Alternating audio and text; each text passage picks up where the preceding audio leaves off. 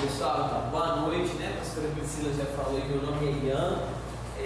Eu sou de Belo Horizonte, tenho vindo para a Vila Velha aqui dar aula desde 2017. Então, em 2017 comecei a vir para cá e tenho vindo, né? Ano após ano. Gosto sempre de estar por aqui. Acho que essa é a quarta ou quarta vez que eu dou aula aqui no CTMA. Já preguei também, acho que 2 vezes no culto aqui. E é muito bom a gente estar junto, poder compartilhar a palavra de Deus, além de ensinar, né, a palavra de Deus. Eu também pastorei uma igreja em Belo Horizonte. A nossa igreja chama Minha Igreja na Cidade. Eu pastorei no campus da nossa igreja, numa cidade da região metropolitana de Belo Horizonte, chamada Lagoa Santa. E pastorei também a área de ensino da nossa igreja, então todos os cursos da nossa igreja, tanto para novos convertidos, como seminário também, eu cuido dessa área. Hoje nós temos mais de 1.000 alunos passando pelos nossos cursos ao longo aí do ano. Então nós temos um seminário como vocês, que se chama Universidade de Discípulos, temos uma escola de formação de líderes que chama Escola de Discípulos, e uma série de outros cursos também. Mas o meu encargo assim é realmente por edificar o chamado das pessoas com quem eu me encontro, poder semear amor e paixão pela palavra de Deus. Então eu espero realmente que depois dessa matéria seu coração esteja ainda mais apaixonado pela palavra de Deus e também pela volta de Jesus. Amém? Amém. Você pode sempre participar da aula junto comigo, então eu tento assim ao máximo possível tornar a nossa aula mais dinâmica para você não ficar cansado. Eu sei que você provavelmente já veio do trabalho, né? Então veio do trabalho, veio da escola, veio da faculdade, então talvez você está aqui já depois de um dia de tantas programações e eu prometo dar o meu melhor aqui para você ter a melhor experiência de aula. Amém? A professora Priscila já orou então vamos começar a nossa aula, por favor. Queria que você anotasse aí no seu caderno ou no seu celular, não sei onde você prefere anotar. Coloque assim, o que é escatologia, por favor. Você vai colocar aí o que é escatologia. Os irmãos que participam online é ao vivo? Sim. Então, cumprimentar também você que está acompanhando aí a nossa aula online. Espero que você tenha uma experiência incrível estudando escatologia. Coloque no seu caderno também o que é escatologia. Bom, eu sei que é um termo que você já conhece muito bem, sim ou não? Mas quem conseguiria definir para mim o que é escatologia? E aí, o que é escatologia? Para você. Seu nome mesmo? Suzy. O que é escatologia, Suzy, para você? Hoje não, sem problema. Fica para amanhã. O que é escatologia para vocês? Presta atenção. Eu sei que todos nós estamos familiarizados com essa expressão. Você já entende que a escatologia é o estudo sobre o tempo do fim, ok? Só que preste atenção, quando nós falamos sobre o estudo da teologia, o estudo da teologia se divide em 4 áreas. Quantas áreas? 4. Quantas áreas? 4 áreas. A primeira área nós chamamos de teologia histórica. Teologia histórica. Teologia histórica, ela trata da história da igreja, ela trata da história da Bíblia, ela trata de toda a história que diz respeito àqueles assuntos relacionados ao cristianismo, ok? E à Bíblia. Mas além da teologia histórica, nós temos também o que nós chamamos de teologia bíblica. O que é a teologia bíblica? A teologia bíblica, ela vai organizar a Bíblia em blocos e nós então estudamos a palavra de Deus a partir dela. Então você estuda o Pentateuco, estuda os livros históricos, os livros poéticos, os profetas maiores e menores, estuda os evangelhos, estuda o livro de Atos, as epístolas paulinas, as epístolas gerais, ok? Estuda Apocalipse. Só que preste atenção, uma coisa é a teologia bíblica. A teologia bíblica é grande, a teologia bíblica é ampla, porque ela vai de Gênesis a Apocalipse, ok? Então, quando eu estudo Apocalipse na teologia bíblica, eu não estou necessariamente estudando escatologia, eu estou estudando teologia bíblica. A terceira área da teologia, para você anotar aí, por favor, nós chamamos de teologia prática. Teologia prática. O que é teologia prática? Teologia prática nos fala sobre liderança, nos fala sobre aconselhamento cristão. A teologia prática é uma área da teologia que vai mostrar para nós como de fato praticar a teologia. Porque não existe teologia neutra. Toda teologia exige de você uma prática. E aí a quarta e última, que é o ponto onde eu quero chegar, a quarta e última área da teologia se chama teologia sistemática. Diga comigo, teologia sistemática. O que é a teologia sistemática? A Bíblia fala sobre salvação, sim ou não? Sim. Mas a Bíblia só fala sobre salvação? Não. A Bíblia fala sobre pecado, sim ou não? Sim. Mas a Bíblia só fala sobre o pecado? Não. Ok. O que a teologia sistemática faz, pessoal? A teologia sistemática pega tudo que a Bíblia fala sobre salvação, sistematiza, organiza isso para que isso seja aprendido, estudado, ensinado. E aí dá um nome. O nome, por exemplo, do que a Bíblia do que a Bíblia fala sobre salvação é soteriologia. A teologia sistemática, por exemplo, pega tudo que a Bíblia fala sobre o pecado, sistematiza, organiza isso, ok? E dá um nome, se chama, por exemplo, ramatiologia. Mas se esquece esses nomes por enquanto. E aí a teologia sistemática pega tudo que a Bíblia fala sobre o fim dos tempos e chama isso de escatologia. Então a escatologia, ela é uma área da teologia sistemática. Por que eu estou te dizendo isso? É porque quando nós falamos sobre escatologia, muitas pessoas pensam que nós vamos abrir e estudar só Apocalipse. Mas a escatologia, na verdade, pega tudo que a Bíblia fala de Gênesis a Apocalipse sobre o fim dos tempos, organiza, sistematiza isso para que nós possamos aprender e desenvolver uma fé madura. Claro até aqui? Dúvidas? Sim ou não? Então vamos ver se você está tão fera. Quais são as 4 áreas então da teologia que você acabou de aprender? Mais uma vez, por favor, quais são as 4 áreas? História, bíblica, prática e sistemática. Muito bom. A teologia sistemática, então, o que ela faz? Sistematiza, organiza tudo que a Bíblia fala sobre determinado assunto, ok? Todo seminarista tem que ter um bom livro de teologia sistemática. Você tem que comprar um. Pastor, quando? O mais rápido possível. Porque se você quer saber o que a Bíblia fala sobre escatologia, você vai precisar consultar esse livro. Se você quer saber o que a Bíblia fala sobre salvação, vai precisar consultar esse livro. Qual que eu posso comprar, pastor? Eu recomendo que você compre a teologia sistemática de Wayne Grudem. Wayne Grudem. Não vou ditar para escrever agora, mas vou ditar para você. W-A-Y-N-E W-A-Y-N-E, ok? Wayne. E aí o segundo nome é Grudem, G-R-U-D-E-N. G-R-U-D-E-N. É uma boa teologia sistemática que vai te ajudar bastante, ok? Wayne Grudem. Beleza? Estamos juntos aqui então? Então vamos responder o que é escatologia? Coloque aí, por favor.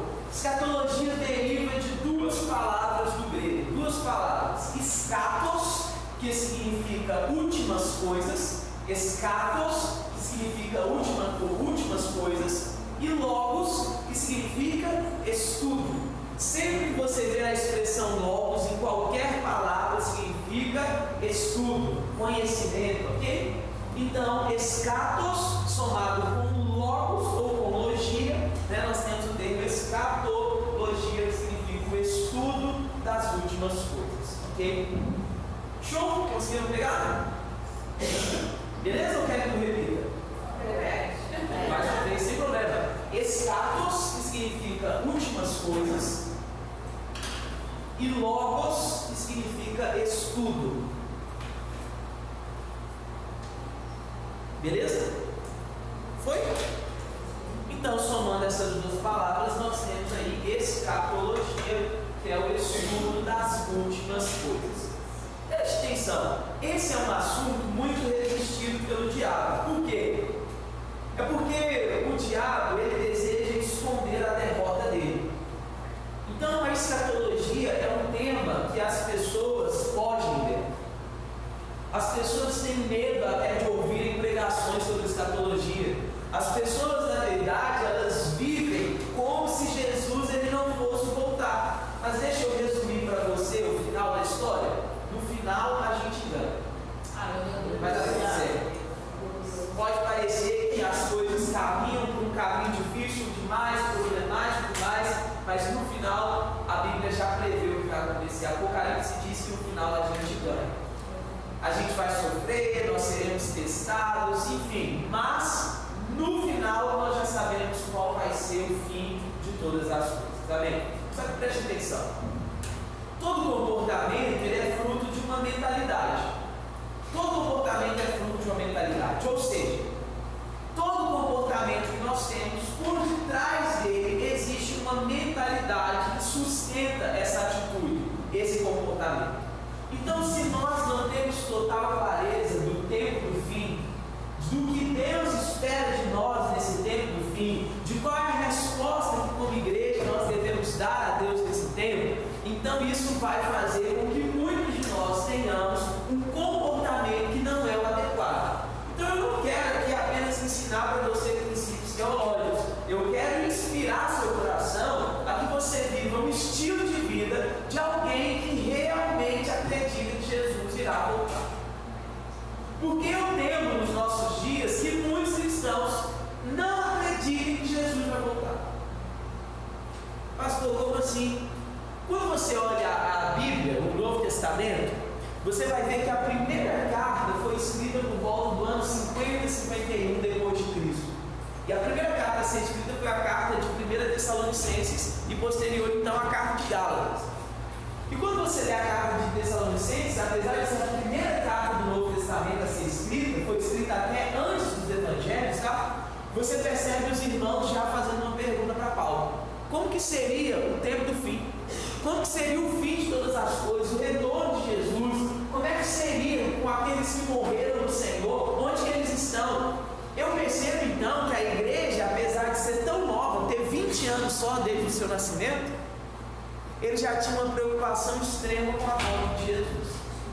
Eles já queriam saber sobre a volta de Jesus, porque eles aguardavam que Jesus iria voltar. Mas eu acredito que grande parte da cristandade da nossa geração vive como se Jesus não fosse voltar. Vivem esse mundo como se o tempo do fim fosse algo fantasioso. Talvez você diga assim: não, pastor, mas eu realmente acredito. Você acredita mesmo? Porque eu te disse que toda mentalidade ela exige um comportamento. Eu vou te ajudar a chegar a uma conclusão.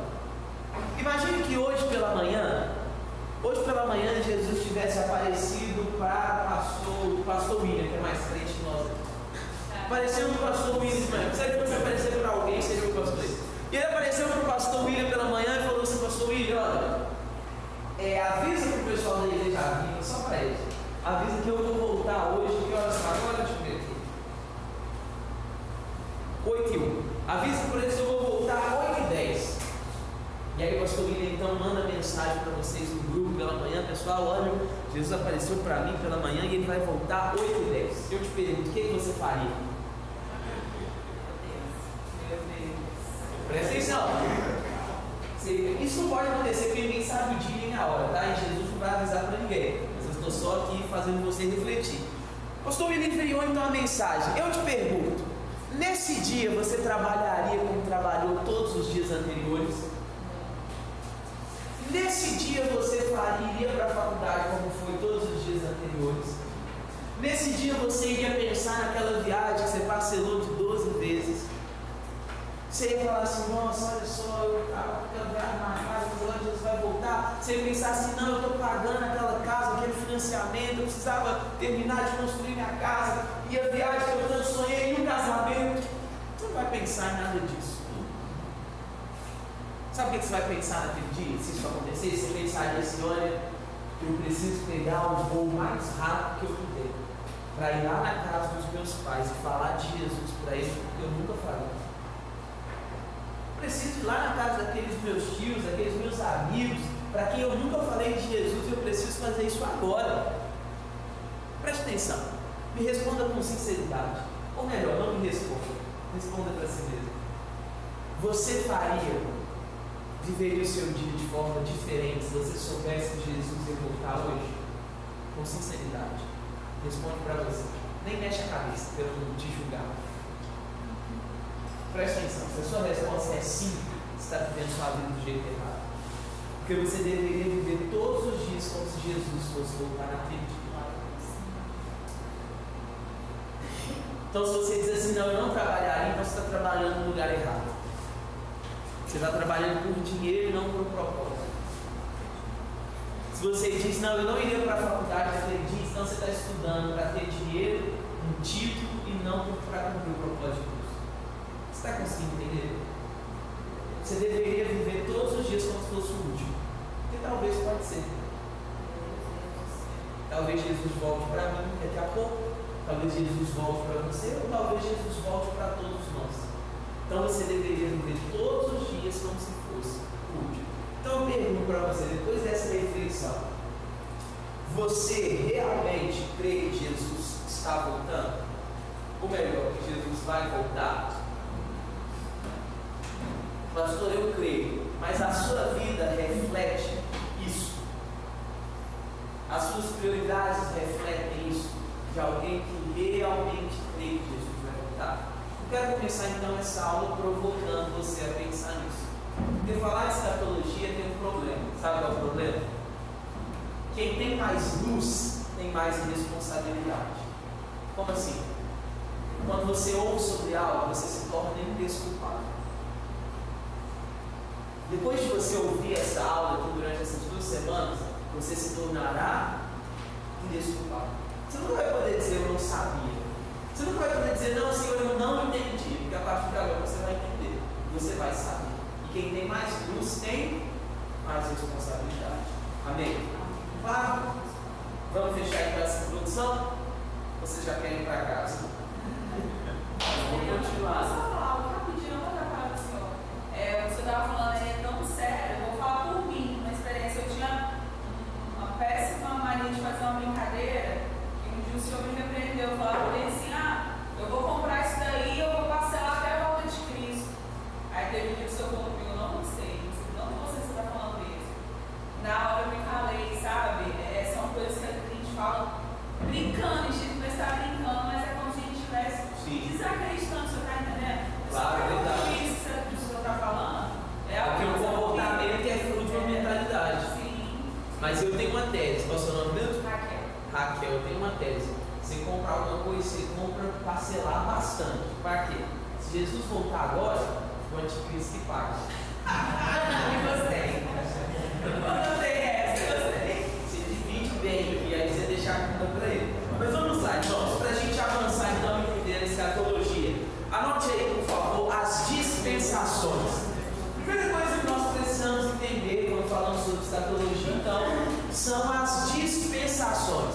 Pastor, o que é dispensação? A palavra dispensação vem da palavra grega oikonomia, ok? Oikonomia. A palavra dispensação vem da palavra grega oikonomia, de onde vem a palavra em português economia. A oikonomia significa então a maneira como Deus administrou a sua verdade ao longo dos séculos. Então, a cada passo da Bíblia, a cada parte da Bíblia, Deus ele se relacionou com os homens de uma maneira. Nós chamamos isso de dispensação. Existem 7 dispensações. Quantas dispensações? 7. E aí eu vou ensinar cada uma delas para vocês. Vamos lá. Primeira dispensação, você vai anotar aí, dispensação da inocência. Primeira dispensação, nós chamamos de dispensação da inocência. O que é a dispensação da inocência? É a dispensação em que o homem ele era um ser neutro. Quando Deus criou Adão e Eva posteriormente, Deus os criou como seres neutros. Adão não era santo e nem era pecador. Adão ele deveria tomar uma decisão: comer do fruto do conhecimento do bem e do mal ou comer da árvore da vida. Então o homem era inocente, ele não conhecia ainda o que era bom e o que era mal, ok? Havia ausência de malícia. O homem tinha uma perfeita comunhão com Deus. A dispensação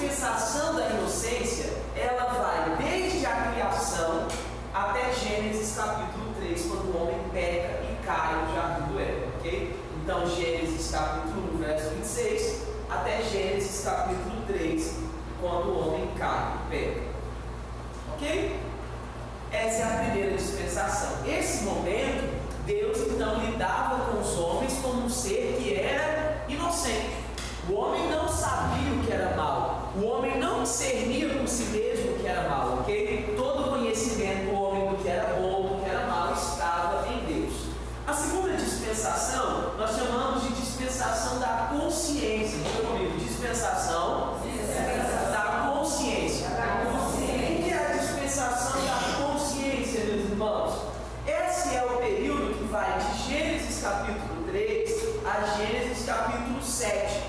De Gênesis capítulo 3 a Gênesis capítulo 7, nós temos o homem agora que comeu do fruto do conhecimento do bem e do mal, tendo a sua própria consciência. Eu pergunto para você, qual é o problema de ter consciência? Aparentemente nenhum. O problema é que agora o homem passa a definir o que é bom e o que é mal, não mais a partir da direção de Deus, mas a partir do que ele mesmo pensa e sente.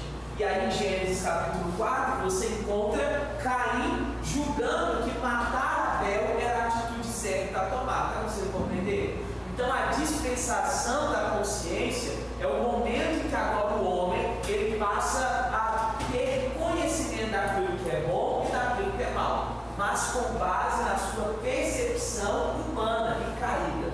É por isso então que nós vemos o homem fazendo tantas coisas terríveis e achando que são atitudes justas, exatamente como Caim fez, ok? Vamos lá, terceira dispensação, a dispensação do governo humano. A dispensação do governo humano. O que é a dispensação do governo humano? Ela vai de Noé até os dias de Abraão. Então, de Noé até Abraão, nós temos essa dispensação do governo humano. Olha só, a dispensação do governo humano, nós vemos o homem caminhando por conta própria. Nós vemos o homem comandando a sua própria vida. Você conhece a história? Deus, ele quis preservar a humanidade através de Noé e da sua família. Noé então construiu uma arca e o Senhor então preservou Noé e a sua família, e a partir deles agora, o que deveria ser feito? Eles deveriam povoar a terra novamente. Deus ele começa a humanidade novamente através de Noé e dos seus filhos. Então a partir de Sem, Cã e Jafé, nós vamos ter o surgimento dessa nova humanidade. A partir de Sem, nós temos os povos semitas, que seriam então os judeus e os árabes. A partir de Jafé, nós temos o povo europeu. E a partir de Cã, nós temos o povo africano. Então, a partir desses três filhos de Noé, nós temos aí a humanidade sendo povoada novamente. Essa é a dispensação do governo humano. Mas perceba, depois que Deus ele destruiu a terra por meio do dilúvio, o que aconteceu? A terra recomeçou. Os homens agora recomeçaram a povoar a terra. E essa descendência não seria necessariamente uma descendência espiritual. Você encontra, por exemplo, um homem chamado Nimrod. Nimrod ele vai decidir edificar uma torre tão grande que pudesse tocar os céus. Por que Nimrod quis construir uma torre? Muitos pensam que ele quis construir uma torre só para que ele pudesse chegar até o céu. Mas Flávio José, um historiador hebreu do primeiro século, ele vai dizer para nós que Nimrod, na verdade, ele construiu a torre, que ele deu o nome de Torre de Babel. Ele construiu a Torre de Babel porque eles diziam que Deus não poderia destruí-los novamente como fez com seus antepassados. Então eles construíram uma torre tão alta que se um dilúvio viesse novamente, eles estariam em uma posição segura. Foi por isso que eles construíram aquela torre. Olha que interessante, como isso é importante na escatologia. Porque aqui nós temos o nascimento de uma torre apenas. Eu sei que você pensa na Torre de Babel como a Torre de Pisa, né? Uma torre redondinha assim, subindo e tortinha. Mas não, a Torre de Babel, na verdade, ela era uma série de quadrados que iam se sobrepondo. Era um zigurate. Anota essa palavra, depois você pode pesquisar no YouTube, você vai ver, era um zigurate. O zigurate era uma espécie de templo babilônico, ok? Então era um zigurate. Só que perceba, começa como torre, lá em Gênesis, e depois vira uma grande nação. Porque durante os profetas maiores, por exemplo, durante Ezequiel, Jeremias e Daniel, você vê um império chamado Babilônia, sim ou não? Então era uma torre, agora virou um grande império, mas lá em Apocalipse vira o quê? A grande meretriz, que é a Babilônia, ok? Então, na verdade, nós percebemos que na dispensação do governo humano, um princípio nasce, de que o homem ele pode ser o seu próprio Deus, de que o homem pode comandar a sua própria vida.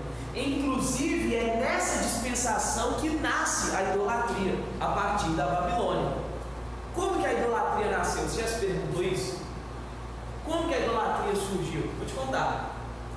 Olha só, Nimrod, quando ele edificou essa torre, Deus então confundiu as línguas e agora eles já não podiam mais continuar edificando aquela torre. Só que algo aconteceu. A história vai dizer para nós que Nimrod ele se casou com uma mulher, ok, chamada Semíramis, ok, chamada Semíramis. E Semíramis então ela era na verdade esposa do seu pai. Quando Nimrod então ele tem um filho com Semíramis, eles colocam o nome desse menino de Tamuz. E Tamuz então acaba falecendo em determinado momento. Então Semíramis, isso é um mito, tá? Semíramis junta com as mulheres ali daquele pequeno vilarejo chamado Babilônia, naquele momento, está nascendo aí. Então elas fazem um ritual e Tamuz revive. E aí passa a existir o mito da mulher com o bebê, que ele é na verdade divino. Isso vai se repetir por todas as civilizações. Você vai ver Vênus e Cupid, você vai ver Ísis e Horus na cultura egípcia. Você vai perceber, você vai entender, você vai perceber no catolicismo a figura de Maria e Jesus, ok? Então por que a idolatria ela nasceu? Ela nasceu de uma tentativa do diabo de perverter a promessa de Deus de Gênesis capítulo 3, verso 15. Lembra que o Senhor falou em Gênesis 3,15? Ele disse assim para a mulher: porém inimizade entre a sua descendência e a descendência da mulher. Ele está falando com a mulher, para serpente: eu porém inimizade entre a sua descendência e o descendente da mulher. Tu lhe ferirás o calcanhar, mas ele lhe ferirá a cabeça. Lembra disso? Espera aí, não falou com o homem, Deus falou apenas com a mulher. O Senhor não falou os seus descendentes, o Senhor falou o descendente definido. Então ele está se referindo a um apenas. Quem é o único homem que nasceu apenas de uma mulher? Jesus Cristo. Então Deus, lá em Gênesis 3,15, ele prometeu que enviaria o Salvador. Nós chamamos aquele texto de proto-evangelho. Ali está a primeira vez que o evangelho é apresentado na Bíblia, que Deus faria com que Jesus nascesse de uma mulher. Então Satanás, entendendo essa promessa, ele construiu a partir de Semíramis e Tamuz esse mito do Deus menino com a sua mãe. Isso se repetiu por todas as civilizações. Para quê? Para que quando no mundo do Novo Testamento, depois dos dias de Jesus, aparecesse agora Jesus Cristo, Salvador, nascido de mulher, o que a humanidade disse? É só mais um mito dentre tantos outros que já existiram no passado. Está conseguindo entender? Só que na verdade, Satanás ele apenas corrompeu a promessa de Deus para enganar a humanidade. Conseguiu entender? Essa é a origem da idolatria. A idolatria nasceu assim. É a partir daqui então que nós temos esse culto sendo prestado, por exemplo, ok, a esse Deus que é menino e a sua mãe. Por isso a Igreja Católica venera, por exemplo, Maria, por causa dessa origem nefasta. Maria não é divina, Jesus é Deus, mas Maria não é divina. Maria não é divina. Ok? Dúvidas até aqui? Desde então, como vocês conseguem entender? Não? Podem falar comigo, conversa comigo. Fiquem à vontade, por favor. Você pode repetir de novo o respeito de Sem e Jafé? Claro. Sim. Gravação de Sem, Cã e Jafé. Sem, ele foi o pai dos semitas, né? Então o povo árabe e o povo judeu. E foi o pai, Jafé, perdão, foi o pai do povo europeu. E Cã, do povo africano. Europeu.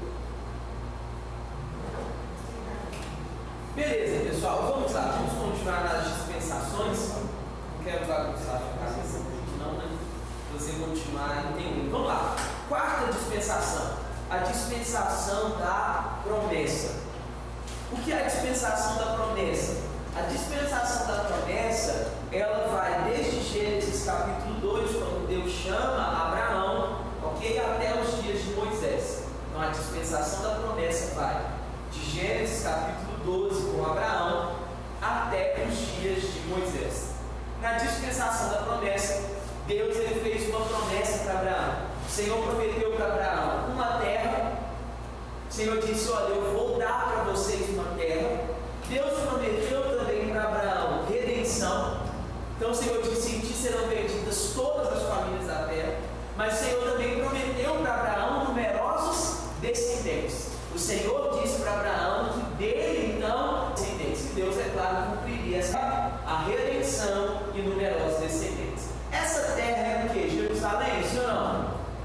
Historicamente sim, de maneira natural era Jerusalém, mas de maneira espiritual, a terra que o Senhor prometeu para Abraão é a nova Jerusalém.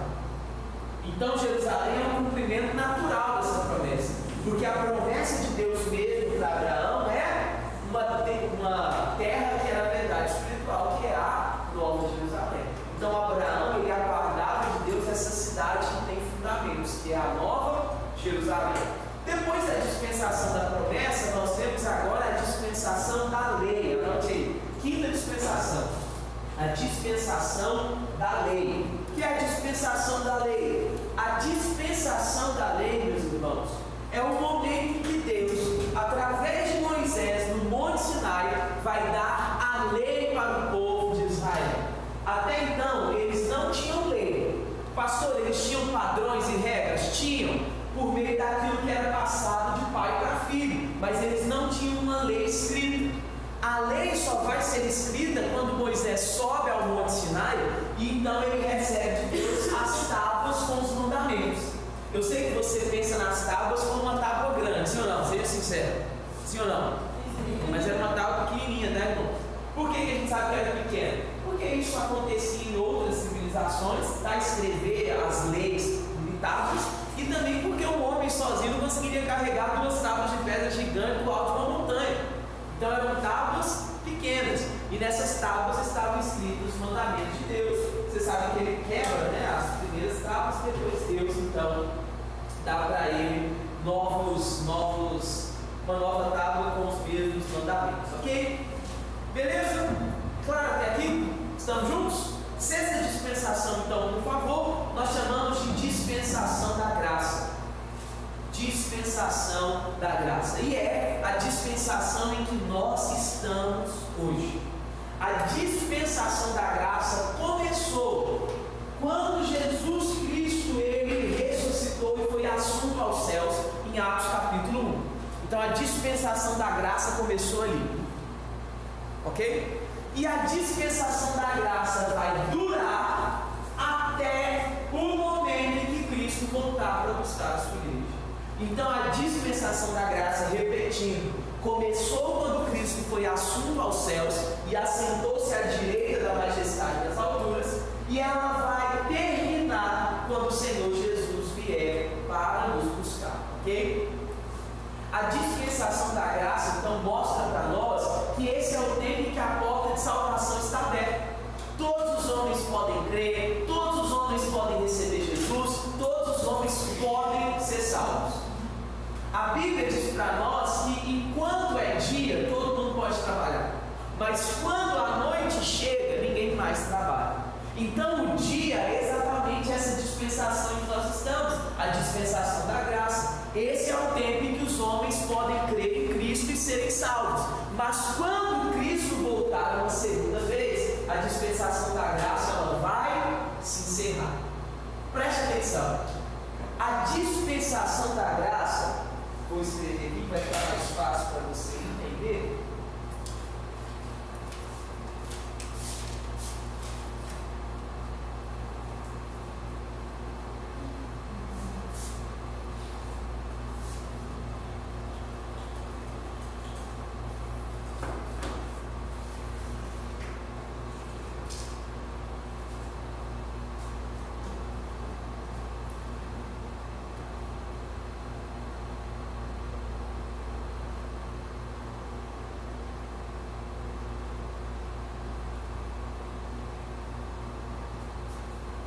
A dispensação da graça, vou colocar aqui abreviado, tá? Para não escrever tudo.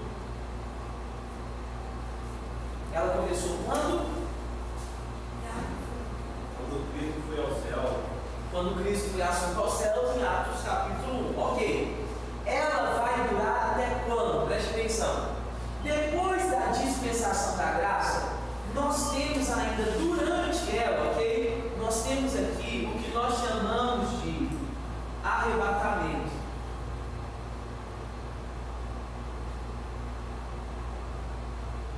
Então, antes do fim da dispensação da graça, nós temos o arrebatamento. Só que preste atenção. Depois do arrebatamento, nós temos o que nós chamamos de grande, vou abreviar também, tá? Tribulação. 3 anos e meio de falsa paz e 3 anos e meio de guerra. Somado, então, 7 anos da grande tribulação. Ok? 3 anos e meio de falsa paz e 3 anos e meio de guerra. 7 anos de grande tribulação. Preste atenção. Quando então a grande tribulação se encerra, nós temos agora o que nós chamamos de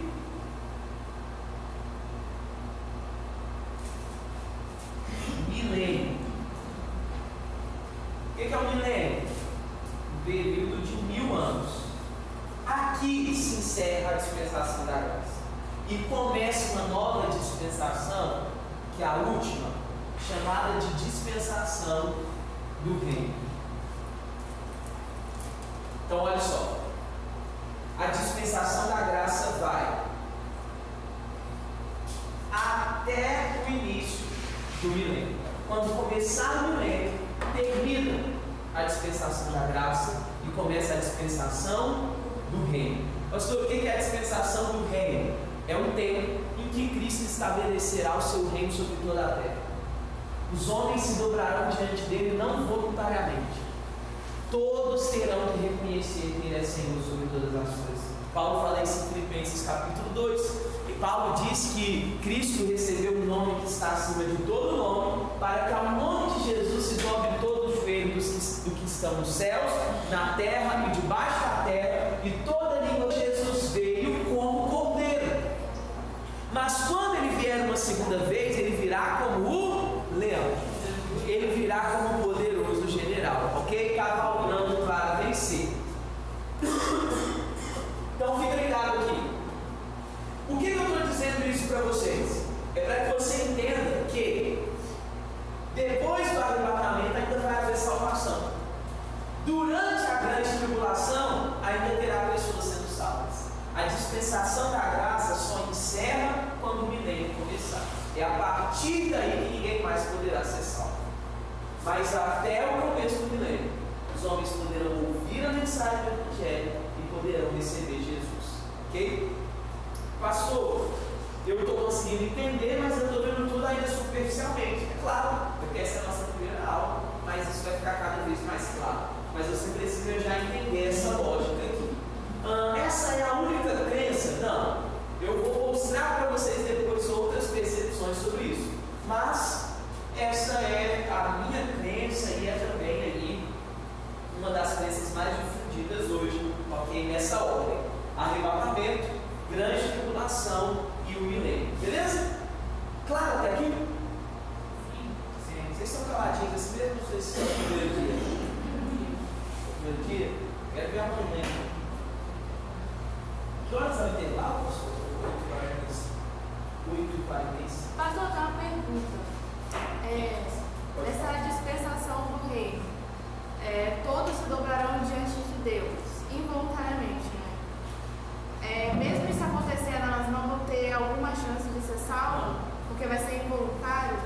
Isso, exatamente. Porque a salvação, ela precisa ser nesse sentido, né? A pessoa precisa tomar uma decisão. Como Adão. Adão teve que tomar uma decisão. Ele teve que escolher a árvore da vida ou a árvore do conhecimento do bem e do mal. Da mesma forma, nós também escolhemos. Nós escolhemos Cristo, tudo certo. Mas essas pessoas não escolheram Jesus. Elas vão se dobrar, porque o Senhor ele virá agora como soberano. Ele virá como um rei. Não vai ter opção mais. Ok, pessoal? Claro, então vamos lá. Então vamos falar todas as dispensações para ver se vocês conseguiram anotar. Pode ser? Primeira dispensação, dispensação da inocência. Segunda dispensação, dispensação da consciência. Terceira dispensação, dispensação do governo humano. Quarta dispensação, dispensação da promessa. Quinta dispensação, dispensação da lei. Sexta dispensação, graça. Nós estamos em qual dispensação? Graça. Da graça. Ela vai até quando? Ok. E sétima e última dispensação? Dispensação do reino. Ok? Vamos ver então, vocês estão fera aí, mais umas perguntas. A dispensação da inocência começa quando e termina quando?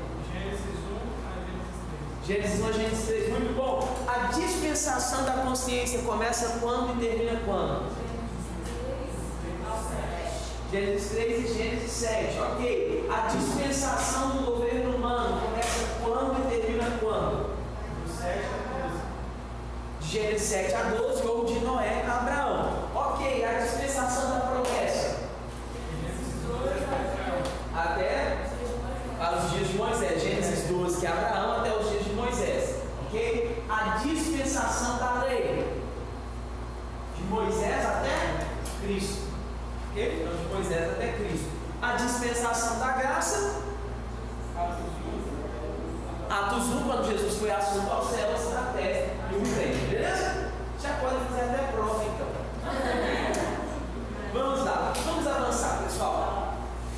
Preste atenção. Agora que nós entendemos as 7 dispensações, nós precisamos entender a diferença entre alguns termos muito usados na Bíblia.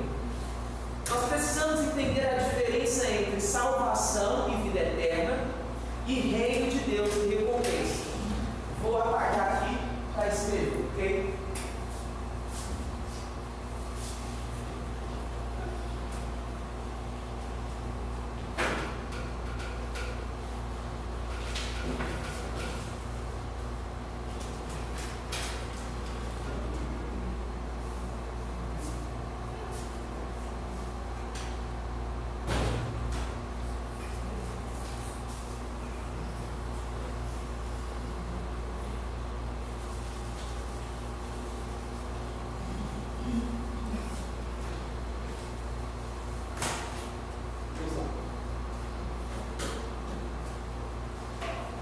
Preste atenção aqui, por favor. Nós precisamos diferenciar dois termos: salvação e vida eterna de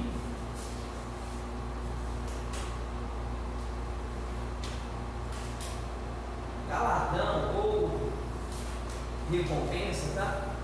Mesma coisa. E reino dos céus. Então nós precisamos diferenciar essas coisas. Salvação e vida eterna é diferente de galardão, galardão ou recompensa e reino dos céus. Então eu quero explicar para vocês a diferença entre esses termos. Por quê? Porque só dá para entender de fato o tempo do fim se nós entendermos a diferença entre esses termos. Se você não entende a diferença entre eles, você corre o risco de ler várias passagens da Bíblia de forma equivocada e por isso não ter o entendimento correto delas, ok? Você já viu, por exemplo, tantos textos, principalmente nos evangelhos, falando sobre o reino dos céus. Por exemplo, a Bíblia diz assim: desde os dias de João Batista, o reino dos céus é tomado por violência. Mas eu pergunto para você, isso se refere ao quê? Alguns pensam que se refere à salvação. E qual é o problema? Então alguém é salvo por se esforçar muito? Sim ou não? Sim ou não? Não, Efésios 2,8 diz assim: pela graça sois salvos mediante a fé. Isso não vem de vós, não vem de obras, para que ninguém se glorie. Então, ninguém é salvo por se esforçar. Então perceba como que saber a diferença entre esses dois termos é muito significativo para a compreensão da Bíblia, ok? Agora, qual é então a diferença entre salvação e reino dos céus? Escreva aí, primeira coisa, posição. Primeira coisa é a posição. Primeira diferença é com relação à posição. Como assim, pastor? A posição. Olha só. Você já é vencedor, sim ou não? Sim. Romanos capítulo 8, Paulo diz isso, que nós somos mais do que vencedores por meio daquele que nos amou. Mas eu pergunto para você, todo crente vive como vencedor? Não.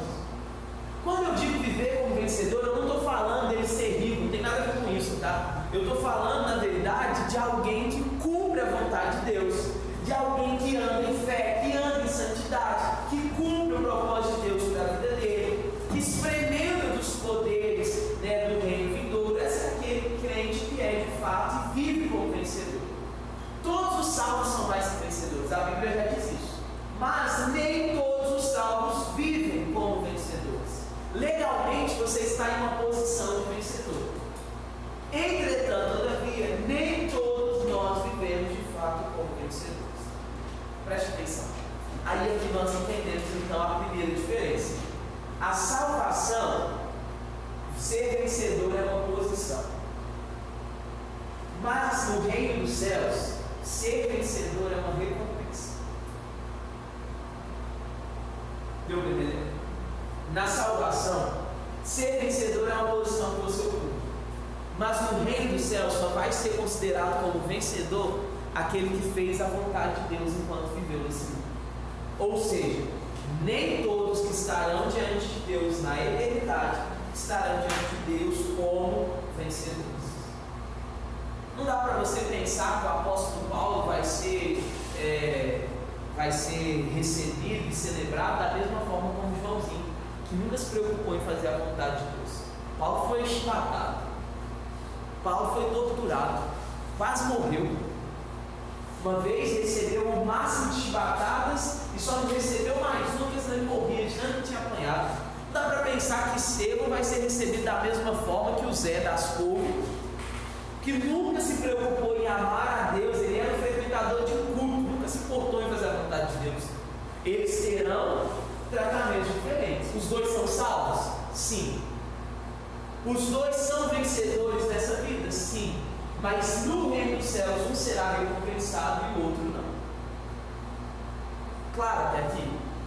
Então essa é a primeira diferença com relação à posição. Você é vencedor? Sim.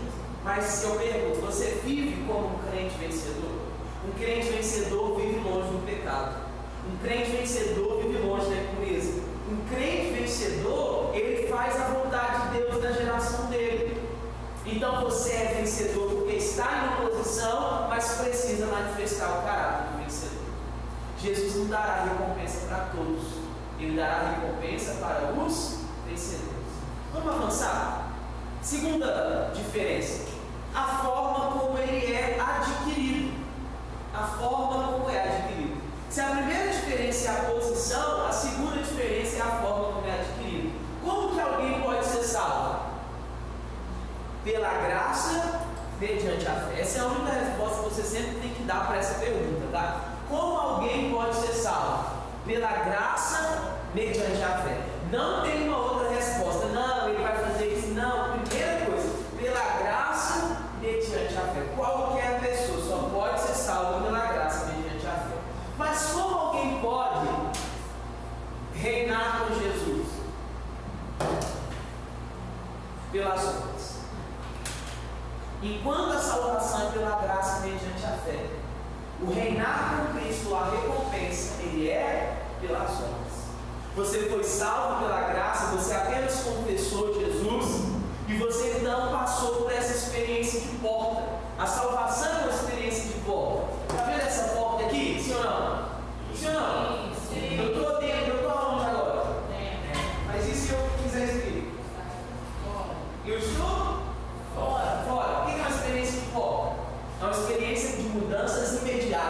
instantâneas. Quando você creu em Cristo, não demorou 5 dias para o Espírito Santo vir habitar dentro de você. Ele veio imediatamente. Não demorou 10 dias para então seu nome estar escrito no livro da vida. Não, passou a estar instantaneamente. Então, mudanças de porta são mudanças instantâneas. Mas uma vez que nós passamos pela porta de salvação, nós encontramos agora diante de nós um caminho. E nesse caminho, Deus espera que você responda a Ele, que você seja transformado, que você seja santificado, que você busque crescer espiritualmente, que você procure fazer e cumprir a vontade de Deus. Perceba então, todos nós somos salvos, sim ou não? Sim ou não, meus irmãos? Sim. Sim, mas todos nós vivemos como salvos. Eu não posso dizer que sim nem que não. Todos nós passamos pela porta de salvação? Sim. Mas todos nós estamos avançando no caminho de santificação? Eu não sei. Então entenda que a maneira de adquirir a salvação é pela graça mediante a fé. Mas a maneira de reinar com Cristo no milênio, no reino dos céus, é pelas obras. O que significa? Significa que se você é um crente meia boca, você vai para o céu. Pastor, é sério? Então está tudo certo, eu vou ser um crente meia boca para sempre. Se você pensa isso, talvez nem crente você é. Olha só, nós não podemos negar que existem crentes carnais. São crentes, mas são carnais. Paulo escreveu para eles uma série de vezes. Quando Paulo, por exemplo, escreve para a igreja de Corinto, ele diz assim: olha, eu não pude falar com vocês como espirituais, mas como carnais. Porque há entre vocês contendas, dissensões, e Paulo não corrige aqueles irmãos. Então existe a possibilidade de alguém ter vida eterna, mas não ter recompensa diante de Deus. A salvação é pela graça mediante a fé, mas o galardão e a recompensa, o reino dos céus, é apenas para aqueles que tiverem as obras. E lá não caberá desculpa. Ninguém vai poder dizer assim: não, Senhor, eu não tive tempo. Olha o que diz Apocalipse 2, verso 23, por favor. Apocalipse 2, verso 23. Estão aqui comigo ainda? Sim. Já foi gravado. Os seguidores dessas mulheres e todas as igrejas saberão que eu sou aqueles que sondam mentes e corações, e portanto retribuirei a cada um de vós de acordo com as vossas obras. Olha o que o Senhor está dizendo: e vos darei a cada um segundo as vossas obras. Ele está escrevendo para quem? Para uma igreja. Jesus está dizendo para uma igreja: eu vou dar a vocês de acordo com as suas obras. Então preste atenção, todo mundo aqui é salvo? Amém. Mas todo mundo aqui vai receber recompensa? Não. Mateus capítulo 11, verso 12, leia comigo, por favor. Mateus capítulo 11, verso 12. Mateus capítulo 11, versículo 12, diz assim: desde os dias de João Batista até agora, o reino dos céus é tomado por esforço, e os que se esforçam se apoderam dele. Então olha só, para ser salvo precisa se esforçar? Muitos crentes pensam que sim, tá? A salvação não exige nenhuma obra. A salvação não requer de nós nenhuma obra. Preste atenção, deixa eu te dar um exemplo. Qual é o seu nome mesmo? Jonas. Eu pego meu celular e eu dou de presente para o Jonas. O seu é igual ao meu, o seu é mais avançado? Não, o seu é mais avançado. O meu é o XR, o seu é qual? 12? Não, o 11 Pro. Eu dou o meu iPhone para o Jonas. E aí eu falo: Jonas, está aqui de presente o iPhone para você. O Jonas fica muito feliz. Quem ficaria feliz de ganhar um iPhone? Com certeza, eu ficaria. E aí o Jonas então fica tão feliz. Eu falo: cara, que bom que você ficou feliz. Deixa eu só te falar, esse celular custou R$2.200. Faz favor então, eu não vou te cobrar R$2.200, não, me dá só R$100. É um presente?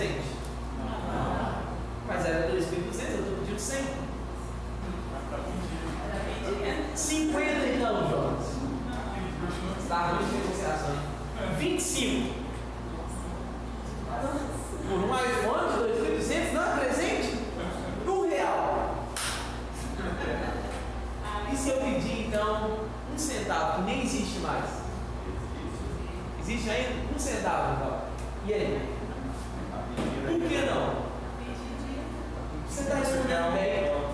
É porque enquanto tem preço, não é presente.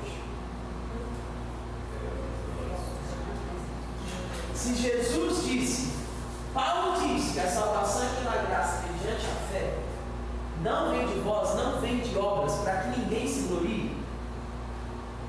Se tiver que pagar o menor preço que seja, então não é de graça. Deus mentiu. Deus mente? Não. Então não é Deus que está errado, é a gente. A salvação não requer obediência, a salvação não requer uma vida santa, mas gente salva obedece. Gente salva quer viver uma vida santa. Mas o que eu estou te dizendo é que a salvação é uma coisa e a recompensa é outra, ok? Vamos no intervalo, nós retornamos aí. Que horas? Irmãos, deixa eu falar dos livros só um minuto antes de liberar, por favor.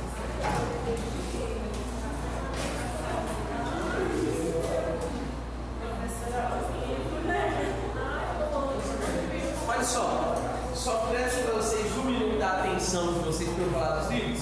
Eu trouxe 5 títulos de livros, são livros da nossa igreja lá em Belo Horizonte. A cada série ou jornada de jejum nós lançamos um livro e esses materiais sustentam projetos de plantação de igreja que nós temos. Hoje nós sustentamos missionários no Iraque, missionários no Egito, missionários em Dublin, na Irlanda.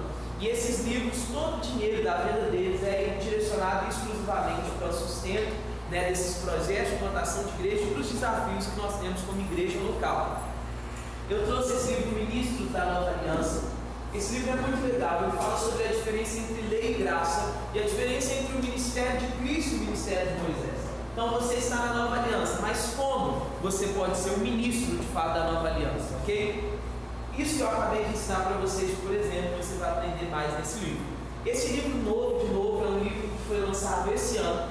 E esse livro aqui, você vai aprender como estabelecer alvos e metas na sua vida com Deus. Vai te ensinar também sobre os 7 anos no ciclo aí que Deus estabeleceu no Antigo Testamento. Então, o primeiro ano é o ano do serviço, o segundo ano é o ano do aprendizado, o terceiro ano que é o ano da aliança, o quarto ano que é o ano da perseverança, e por aí vai. Você vai aprender o que significa cada ano dentro de cada ciclo da sua vida. Vai aprender quais são os inimigos do seu propósito e como você pode vencer cada um deles, ok? Tem esse outro livro que nós ensinamos sobre maturidade espiritual. Então aqui estão lições importantíssimas se você quer crescer espiritualmente, se tornar um cristão maduro.